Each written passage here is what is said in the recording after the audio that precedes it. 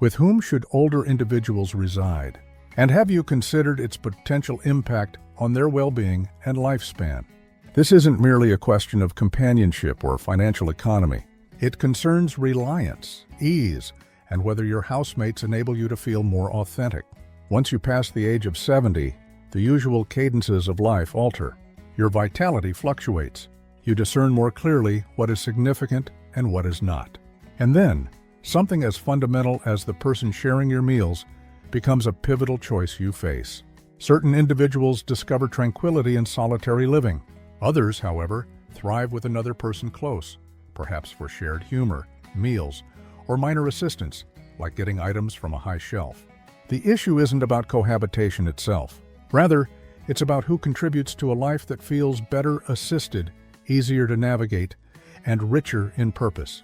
In this presentation, I'm going to delve into 6 categories of individuals with whom senior adults frequently reside, and the factors that contribute to the success of these cohabitation setups. These are not simply functional suggestions. They are choices rooted in emotion and profound human need, influencing your sense of security, your degree of autonomy, and your connection to the wider world.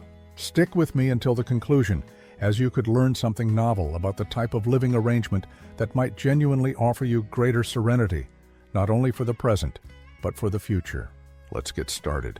Number 1, a compassionate adult child who honors your autonomy. For numerous seniors, residing with an adult son or daughter seems the most organic progression, particularly when health issues or difficulties with movement begin to surface. And if that bond is founded on reliance, affection, and straightforward dialogue, it can be exceptionally successful. Everyday assistance is readily available. There's no need for concern about shopping, transportation to medical visits, or extended periods of solitude. However, the crucial element here is respect.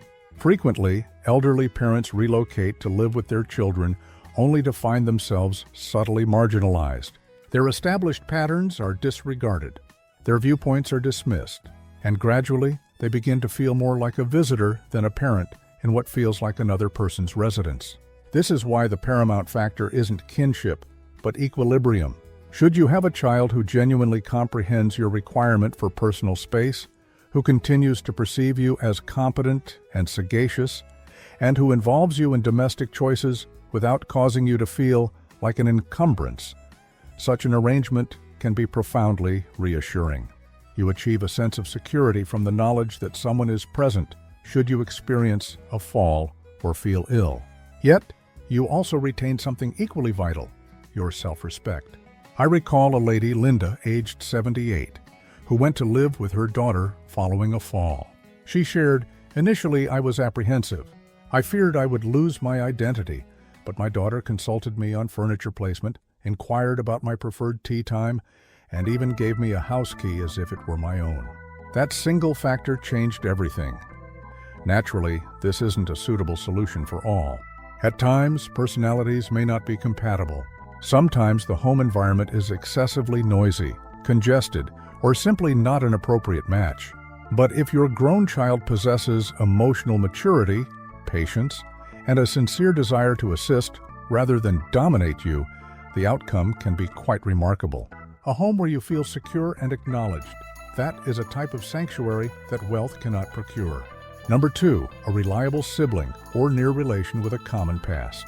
There is a distinct solace in cohabiting with an individual who has been acquainted with you for the majority of your existence, be it a brother or sister, a cousin, or even a family friend of many years. Their assistance extends beyond preparing food or managing medicines. They recall the person you were before life became tumultuous and complex. They are familiar with your life narratives. They have witnessed your times of happiness and adversity. And this mutual history can foster a type of emotional comfort that neither a paid caregiver nor a roommate could ever provide. When seniors reside with someone of their peer group, an individual who comprehends the cultural touchstones, recalls the same political leaders, or was raised with identical family customs, it frequently cultivates an atmosphere of profound reciprocal comprehension. There's no need for self-explanation. There's no need to put on a facade. You can simply be authentic.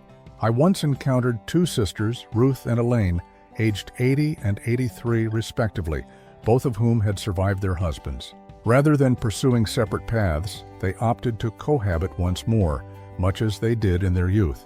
Ruth confided in me, "We may argue about trivial matters like the room temperature, but ultimately, nobody else understands me as she does." This type of living arrangement is not centered on reliance. It is about camaraderie. It certainly aids with functional necessities, but more significantly, it lessens the silent pain of feeling invisible or misinterpreted.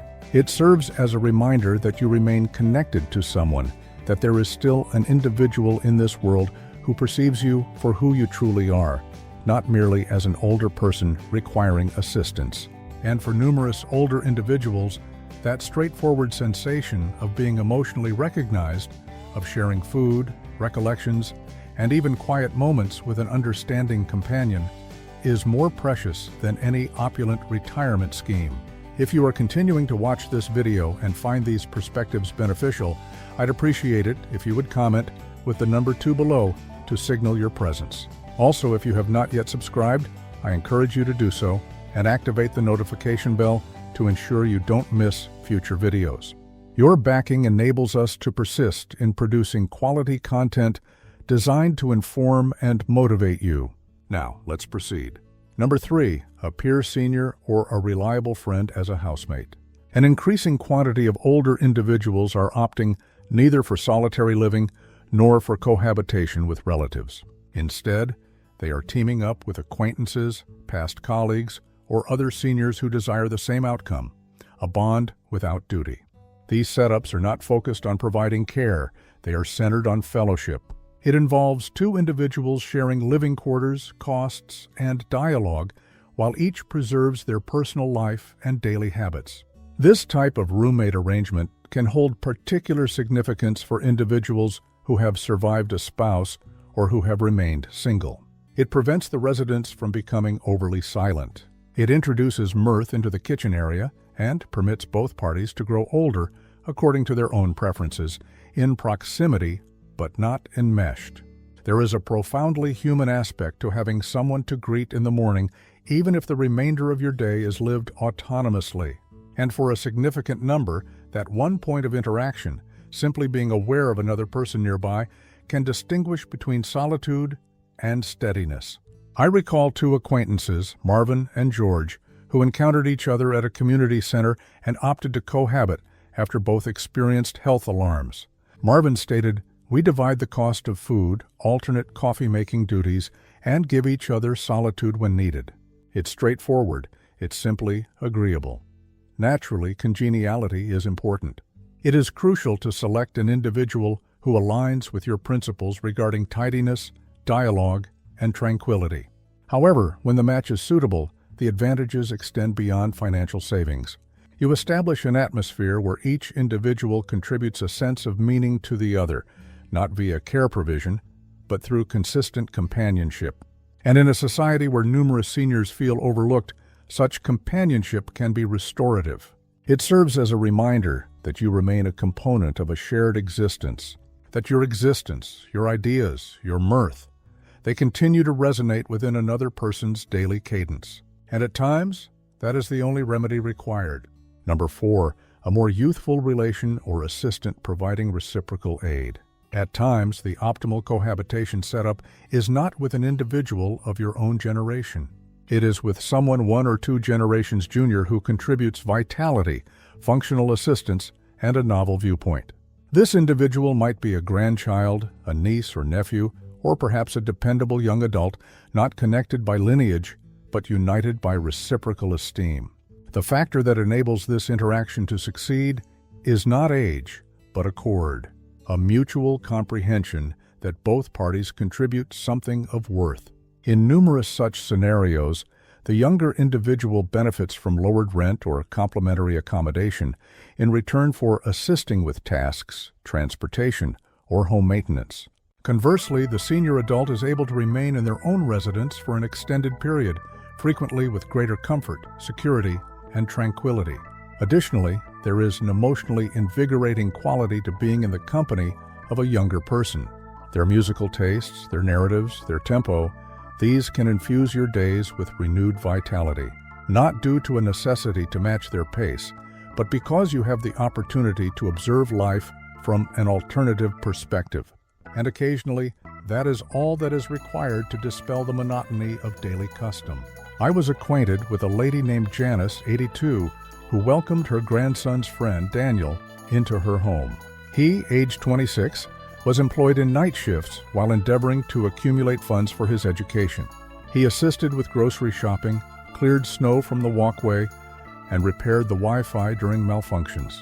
Janice informed me, "He is not intrusive, and I do not pester. We simply coexist amicably, and therein lies its charm." When established with distinct limits and reciprocal esteem, this form of cross-generational cohabitation can cultivate knowledge, affection, and even happiness.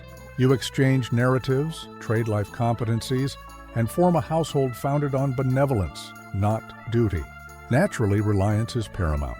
The terms of the arrangement ought to be documented, outlining the expectations of both parties.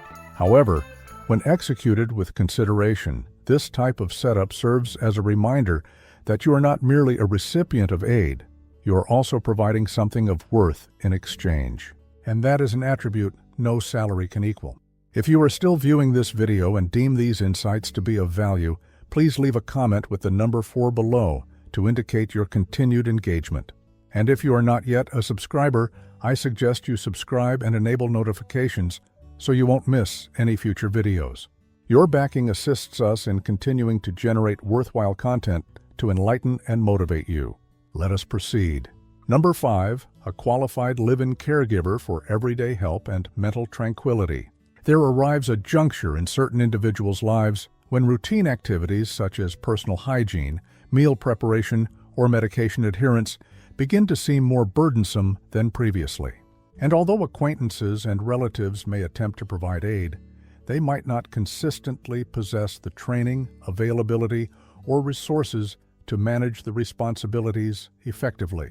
This is the point at which a professional resident caregiver can be transformative, not merely in terms of bodily assistance, but also in the reassurance derived from having someone present who is genuinely competent in their duties. These caregivers are more than mere helpers. They are skilled observers.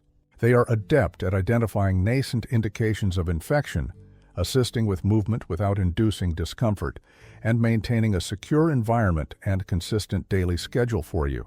For numerous seniors, this provides a degree of serenity that visits from family members, however frequent, cannot fully emulate. However, possibly the most undervalued aspect of cohabiting with a caregiver is the potential for a meaningful relationship to form. Where there is dependability, compassion, and reciprocal esteem, this type of arrangement can evolve into something subtly wonderful, a daily life cadence that feels respectable, not reliant. I recall a gentleman named Edward, 84 years of age, who for many years was averse to the notion of having a caregiver. When he eventually employed one, Maria, a lady in her 50s, he related to me 2 months thereafter. "She doesn't solely ensure I consume my medication. She pays attention. She regards me as an individual, not merely a list of tasks." That was profoundly significant to him. Now, naturally, this sort of living situation necessitates meticulous preparation. Financial considerations, agency involvement, and background verifications are all crucial. Yet, for individuals with persistent health issues or restricted movement, having a professional in the residence can decrease hospital emergency visits, enable you to remain in your own home for a longer duration, and provide your family with a sense of reassurance they might not have realized they lacked. This is not a forfeiture of autonomy, it is a redefinition of what autonomy entails, because at times the most resilient choice you can make is not to attempt everything independently. It is recognizing the opportune moment to involve someone who can assist you more effectively, with proficiency, with attentiveness, and with a compassionate spirit that respects your age, your requirements, and your entitlement to feel secure in your own surroundings. Number 6, a congenial individual who respects your personal cadence, not solely your requirements. At the core of every successful cohabitation setup lies a subtle verity. The most suitable cohabitant is not invariably the person one anticipates. It transcends mere familial ties. It is not solely about who can manage heavy lifting or provide transportation to appointments. It concerns the way that individual makes you feel within your personal environment. Do they honor your requirement for tranquility? Do they address you as a peer? Do they permit you to be your authentic self? Or do you find yourself constantly adapting to their ways? Cohabiting with someone in your senior years entails sharing more than just food or expenses. It involves sharing hours, emotional states, vitality levels, and the transitional moments. And should the person you reside with fail to comprehend or respect your inherent cadence, be it your sleep pattern, your period of devotion, or your necessity for afternoon quietude, your days might begin to feel like a gradual wearing away of ease. However, when an individual does show regard for your rhythm, everything becomes more gentle. You experience a greater sense of security. Laughter comes more readily. Your breathing becomes more profound. And above all, you sense that your residence remains truly your own. I once encountered a gentleman, Joseph, aged 79, who cohabited with his neighbor's daughter, a woman in her early 40s. She assisted with purchasing groceries and preparing simple meals in return for her own room. Yet, what impressed him most was not the assistance itself, but how she was never overbearing, never intrusive, and never made him feel like an undertaking. He remarked, "She is aware I prefer a quiet breakfast. She refrains from speaking during my baseball broadcasts, and when I rest, she ensures the door is secured, then discreetly withdraws. That is how I recognize I can depend on her." That is the sort of accord that originates not from labels, but from disposition. Therefore, whether you are contemplating living with a child, a cousin, a friend, or an entirely unforeseen individual, bear in mind that the ideal cohabitant is someone who does not require you to articulate your preferences daily. They observe, they adapt, and they ensure you feel not merely attended to, but also comprehended. If you are continuing to view this presentation and find these perspectives useful, I encourage you to comment with the number 6 below to signify your ongoing attention. And if you have not yet subscribed, I advise you to do so and activate the notification bell so you don't miss any upcoming videos. Your backing aids us in our efforts to keep producing quality material to inform and motivate you. Let us proceed. Concluding reflections. Indeed, Journey and Vernon, at this point, you have observed the multitude of avenues available when determining with whom to reside in your later years. And perhaps you have come to an important realization. No single solution suits everyone. The optimal cohabitation setup is not invariably the most apparent choice. It is the arrangement in which you feel esteemed, where your requirements are satisfied, and crucially, where your identity is also preserved. Certain individuals flourish in households spanning multiple generations. Others discover serenity cohabiting with a long-standing acquaintance. Yet others favor a calm, consistent presence in close proximity who discerns when to offer assistance and when to withdraw. The designation of the individual with whom you live is not what is paramount. Rather, it is the caliber of the bond you cultivate. Consider your principles, your vitality, your personal limits. Then, contemplate who among your acquaintances might enhance, rather than contest, these aspects. For a home is more than just its physical structure. It is the sensation experienced upon entering and recognizing you can finally relax. And should no one within your present social sphere seem an appropriate match, do not despair.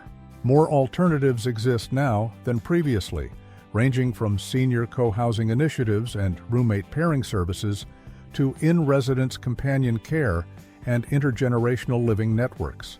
The crucial element is maintaining an open mind, a sense of inquiry, being truthful about your necessities, and possessing the courage to request them. A suitable living situation post-70 is not about relinquishing autonomy. It is about discovering the type of assistance that enables you to preserve it for an extended duration. You are entitled to a living space that feels distinctly your own. You merit relationships that offer a sense of stability. And most importantly, you are worthy of feeling truly at home in the fullest meaning of the term. I appreciate you joining me today. I would be delighted to hear your perspectives. Please leave a comment below sharing one insight you gained today and how you intend to apply it in your life. Your reflections are valuable to us, so please feel free to share them. Reviewing your comments provides us with significant motivation and encouragement. If you found this video enjoyable and beneficial, I ask that you like, subscribe, and distribute it. Your backing allows us to continue producing quality content designed to inform and inspire you. Thank you for viewing, and I anticipate our next encounter.